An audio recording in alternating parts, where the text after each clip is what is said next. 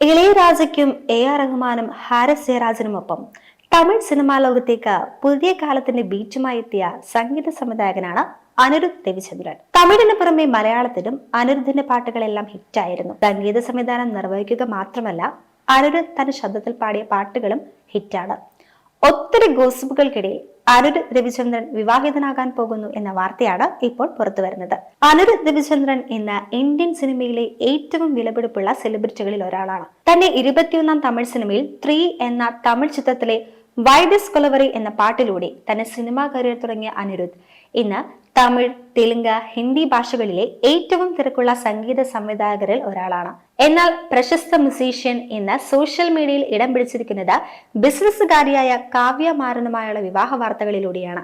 ഏറ്റവും പുതിയ റിപ്പോർട്ടുകൾ അനുസരിച്ച് അനിരുദ്ധ് രവിചന്ദ്രൻ വിവാഹിതനാകാൻ ഒരുങ്ങുകയാണ്.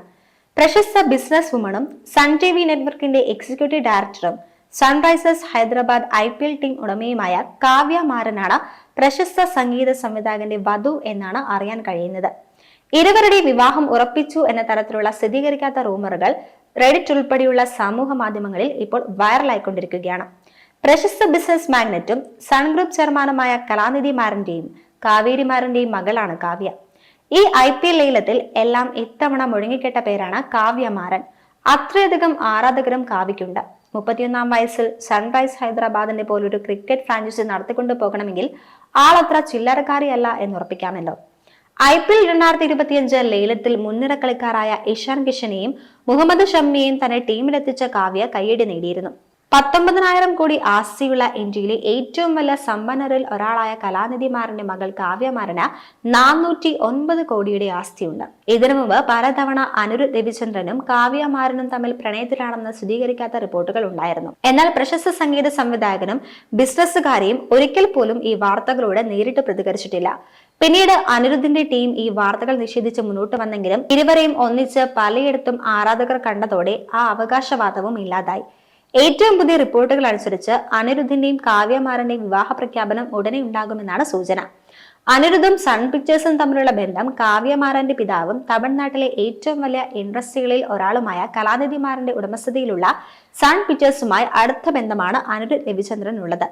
തമിഴ് സിനിമയിലെ ഏറ്റവും വലിയ പ്രൊഡക്ഷൻ ബാനറുകളിൽ ഒന്നായ സൺ പിക്ചേഴ്സ് നിർമ്മിച്ചിട്ടുള്ള ഒരുപാട് വലിയ പ്രൊജക്ടുകളുടെ ഭാഗമായിരുന്നു സൗത്ത് ഇന്ത്യയുടെ റോക്ക് സ്റ്റാർ എന്നറിയപ്പെടുന്ന മ്യൂസീഷ്യൻ.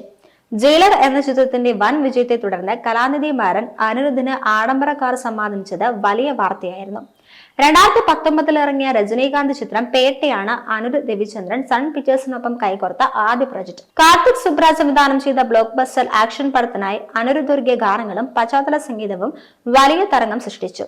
പിന്നീട് ബീസ്റ്റ്, തിരുച്ചിത്രമ്പലം, ജയിലർ തുടങ്ങിയ ചിത്രങ്ങൾക്ക് വേണ്ടിയും കലാനിധി മാരന്റെ പ്രൊഡക്ഷൻസ് ബാനറുമായി അനിരുദ്ധ് ഒന്നിച്ചു. ഈ ചിത്രങ്ങളുടെ എല്ലാം പാട്ടുകളും ബാക്ക്ഗ്രൗണ്ട് മ്യൂസിക്കും സംഗീത പ്രേമികൾ വലിയ രീതിയിൽ സ്വീകരിച്ചിരുന്നു. ഇതിനു പുറമെ സൺ പിക്ചേഴ്സിന്റെ വരാനിരിക്കുന്ന കൂലി, ജയിലർ 2 എന്നീ 2 പ്രൊജക്ടുകൾക്കും സംഗീതമൊരുക്കുന്നത് അനിരുദ്ധ് രവിചന്ദ്രൻ തന്നെയാണ്. തന്റെ അടുത്ത ബിന്ദു കൂടിയായ തമിഴകത്തിന്റെ സൂപ്പർ സ്റ്റാർ രജനീകാന്തുമായി അനിരുദ്ധ് വീണ്ടും ഒന്നിക്കുന്നു എന്ന പ്രത്യേകതയും ഈ 2 ചിത്രങ്ങൾക്കും ഉണ്ട്. രജനീകാന്തിന്റെ ഭാര്യയായ ലതാ രജനീകാന്തിന്റെ അനിയത്തിയുടെ മകനാണ് അനിരുദ്ധ്.